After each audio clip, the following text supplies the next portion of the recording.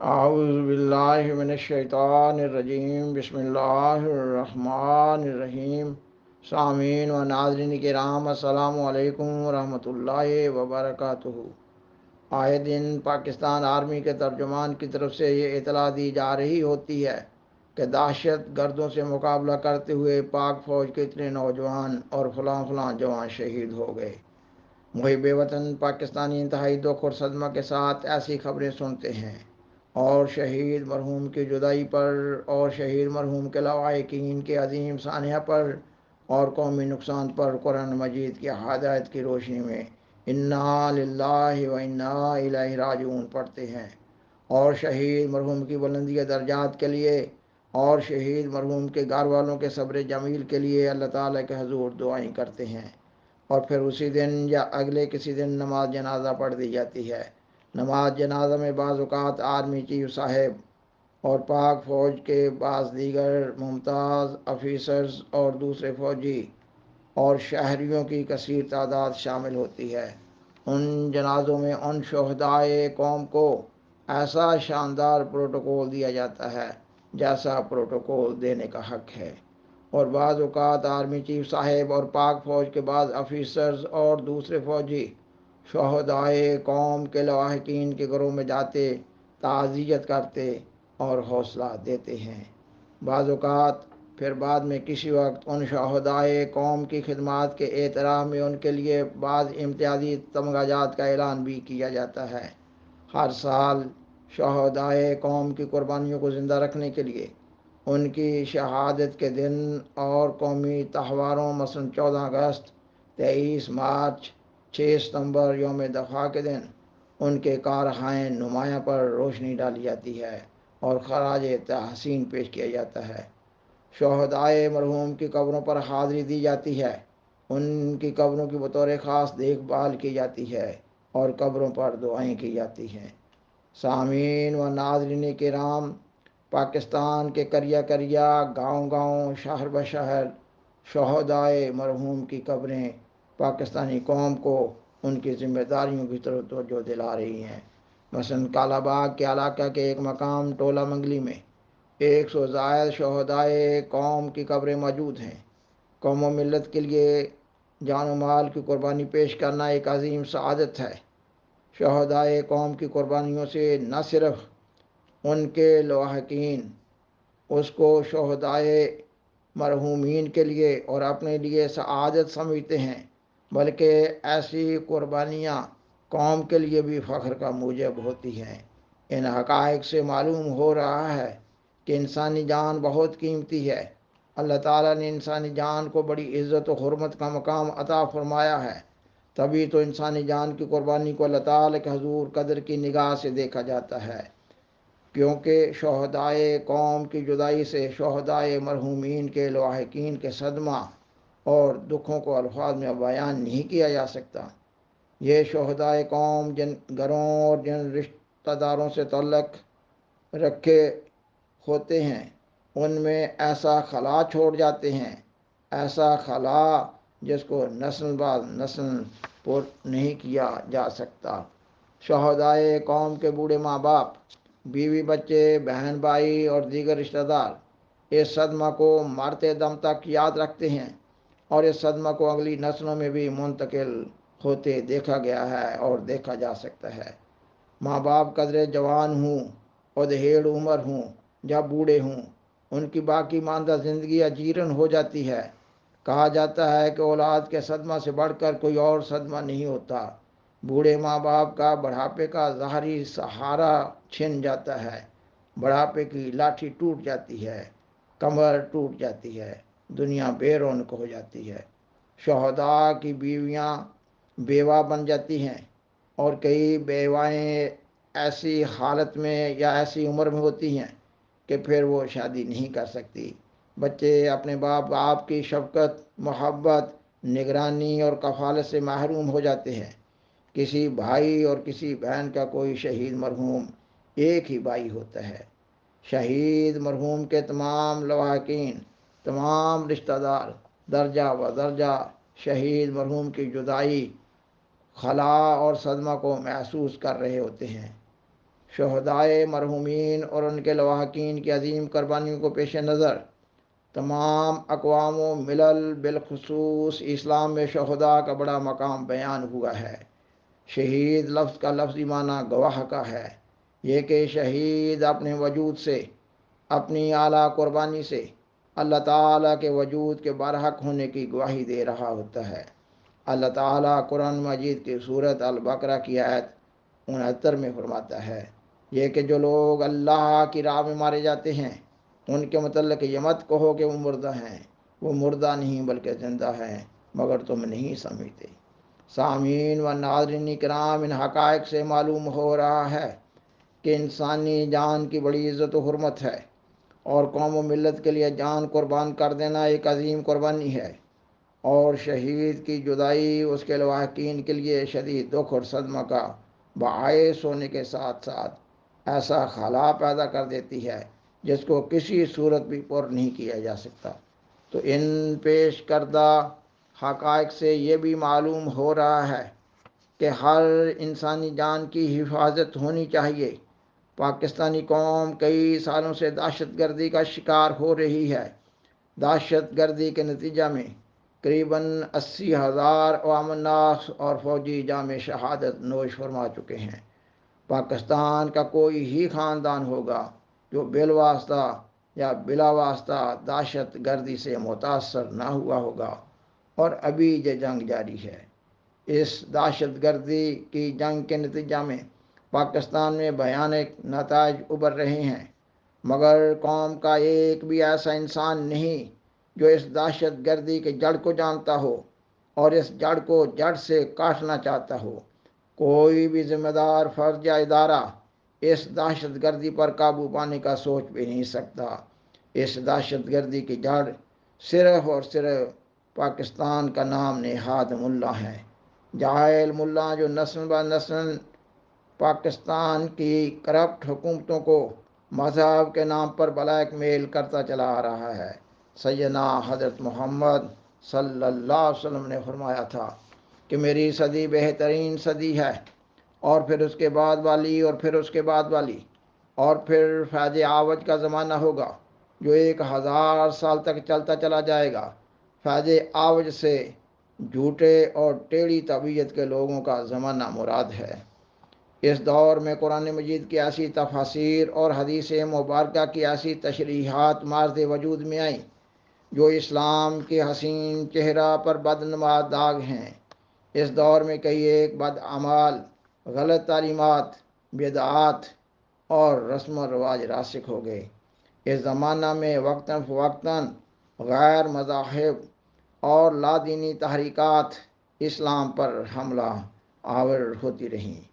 اسلام پر غیر مذاہب کی طرف سے ایک اعتراض بڑی شدت سے اٹھایا گیا، یہ کہ اسلام تلوار کے زور سے پھیلا ہے، اور پھر مسلمان فرقوں کے آپس کے فتاویٰ واجب القتل وغیرہ نے اس اعتراض کو اور بھی راسخ کر دیا، اور مسلمانوں کے فرقے آپس کے مسائل کے حل کے لیے انتہا پسندی کا شکار ہو گئے۔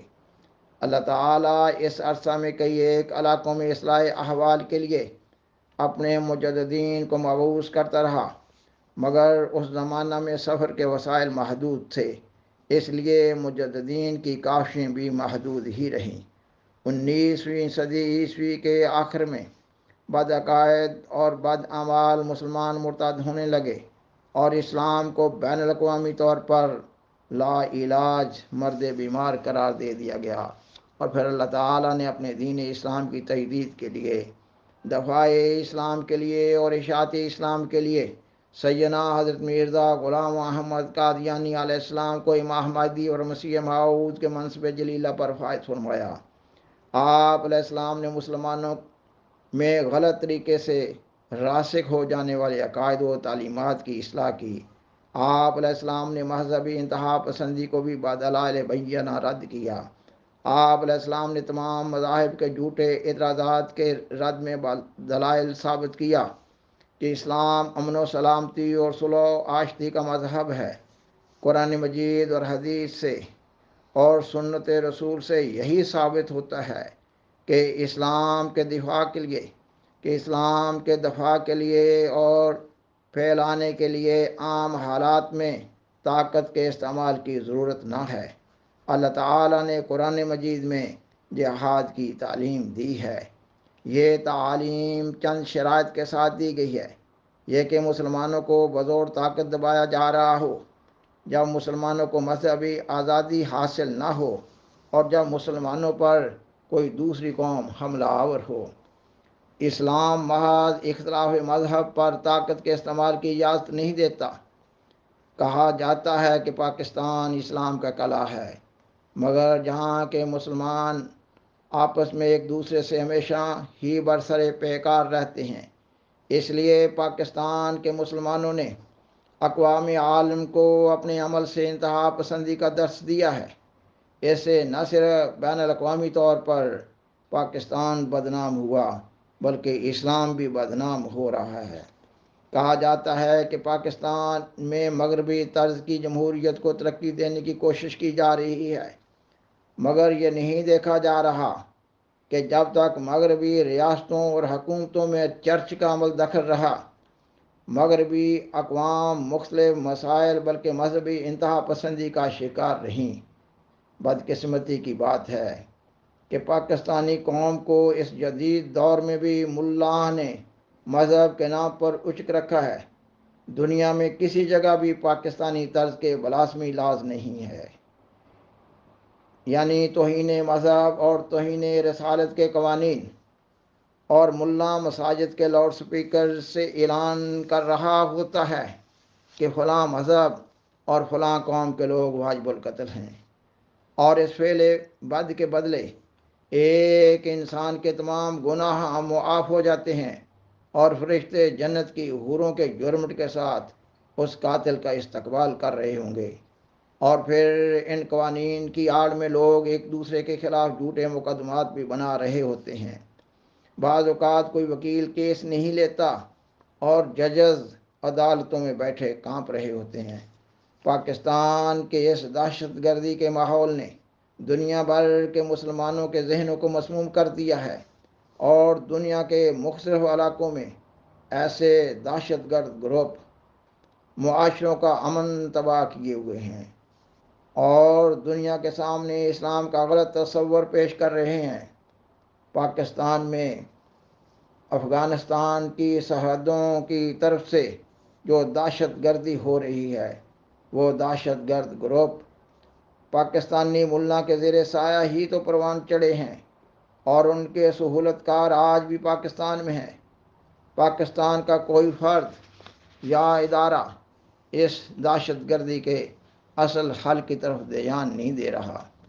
بڑے بڑے کرپٹ سیاستدان حکومت کے خزانے سے اپنے لیے سیکورٹی گارڈز کا انتظام کیے ہوئے ہوتے ہیں، جبکہ دہشت گردی اور انتہا پسندی نے معاشرے کے ہر فرد کو متاثر کر رکھا ہے۔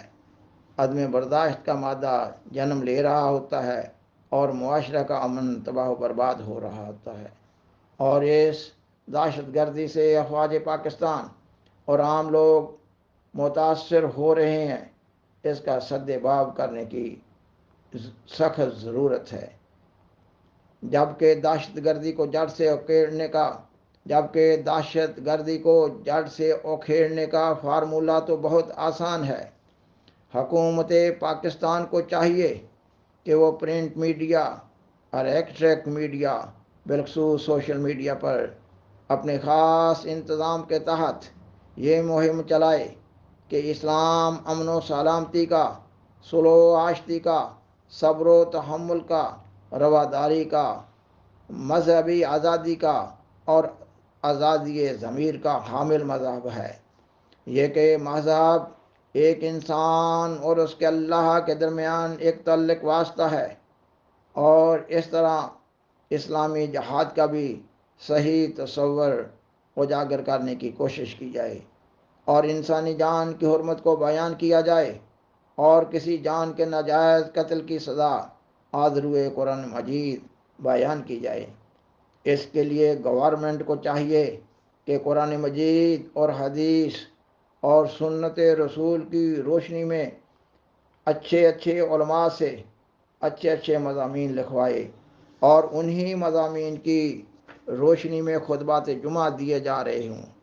ہے تو یہ آسان، مگر حکومت پاکستان کے لیے ایک لا ینحل مسئلہ ہے، کیونکہ اس مہم کے چلانے سے قبل پاکستان کے علماء کو صحیح اسلامی تعلیم کی روشنی میں تربیت دینے کی ضرورت ہے، اور آپس کے فتاوی کی اصلاح کرنے کی بھی ضرورت ہے، اور اس مہم کے ساری مسلم دنیا پر اچھے اثرات پیدا ہوں گے، اور افغانستان کے مسلمان دہشت گرد گروپ بھی شاید اپنی اصلاح کر سکیں۔